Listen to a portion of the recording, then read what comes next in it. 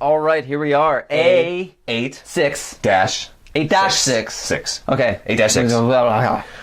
We have a winning target. Yes, we do. Whoa. Hey, Mr. Jameson. Yeah. Can I ask you a question? Yes. Why is today a beautiful day for math? Today is a beautiful day for math because I got some greasy, oily car parts, and one of our students offered their car. We just gotta move them. brand new. Gotta move them all over. They didn't care. Yeah, that's so fine. I'm happy about that. Yeah. What about you? Why is today a beautiful day? For math? We got chicken grease here. Ah, chicken grease. Chicken grease is here. All right, cool. Right on. We're here for the show. All right. A standard 5C. Cool. I can graph quadratic functions. Sweet. Okay, we've been doing that. And then also, I can solve quadratic equations using the zero product property. Nice. Big day. Okay. I see Zero it. product property. I think I see that on there. I think I see that. So we got right off the bat. We got a graph. There is a graph of a quadratic. Below is a graph of that quadratic equation in factored form. What are the x-intercepts? Well, there's the x-axis right there. Yep. So it crosses there and there. The parabola crosses the x-axis there. Those are the x-intercepts. Great. So what are those? This one is the point. Is that -1, 0? Because it was left 1 and up or down none. I want to do this one. And this one, arrow, is at 3, 0. It's kind of hard to see, but these guidelines, 1, 2, 3, yeah. Like I see a pattern here.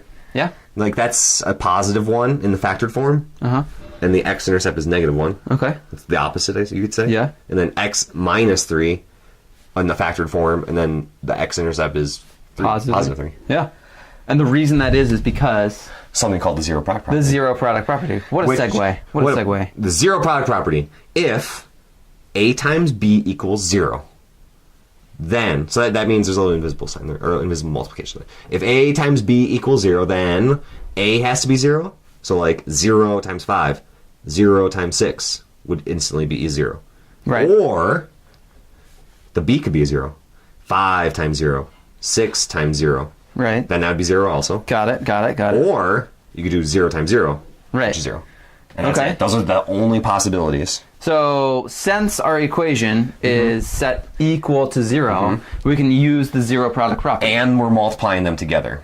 And we're multiplying them. Yeah, the factors are multiplying them together. So both of those things. Yep. There's two things that are multiplied because we have all parentheses. And then it's set equal to 0. Blah times blah. And it's actually, like, this is really easy once you realize, like, oh, you just do this. You just do this. So, let's do that. Yeah, go so for the first parentheses is like the a here. Right. So a could be 0. So, I don't want to do the parentheses. Yep, you can just ignore that part of it for X this part. plus 1 equals 0. Yep. If that was equal to 0, then it would be 0 times whatever, and that would be 0. Right. Or x minus 3 is equal to 0. Perfect. And so we just have two real easy solve for x. So let's just solve this one then. So we've got subtract 1 from both sides, right? 0 minus 1, that's -1. -1. So that's 1 Ta-da. 1. Which is really, right? Right. Okay. And then the other one. Similarly, we'll solve for x, add 3 to both sides. Got it. X equals +3. Got it. And that's our x-intercept, +3. Yep. So that would be 3, 0, right? So that's how you solve for x with quadratics. It's the same exact thing. That's not bad. We got to justify our answer. Yeah. Should we justify both of them or just plug in? I think that plugging our number back in kind of just shows it. Is that what you Yeah. So here was the equation we were trying to solve. And back in, I don't know, day 4 or something like that. Early on, yeah. We justified our answers by plugging back in for x to see if the left side equals the right side. Okay. So, I don't know. Left side's just 0. So x is -1. So if x were -1, let's see if this does equal each other. So -1 plus 1, x is 1. So instead of the x, I put -1. And then instead of the x, I put -1.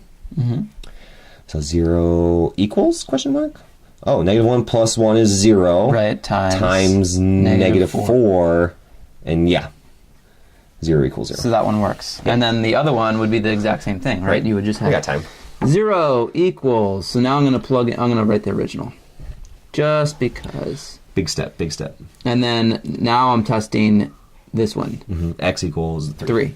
So when I plug it in, I have this. 3 plus 1 And 3 minus 3. There it is. I see the 0 there. Okay, so 0 equals, is that going to show up? Here, let me try with 4.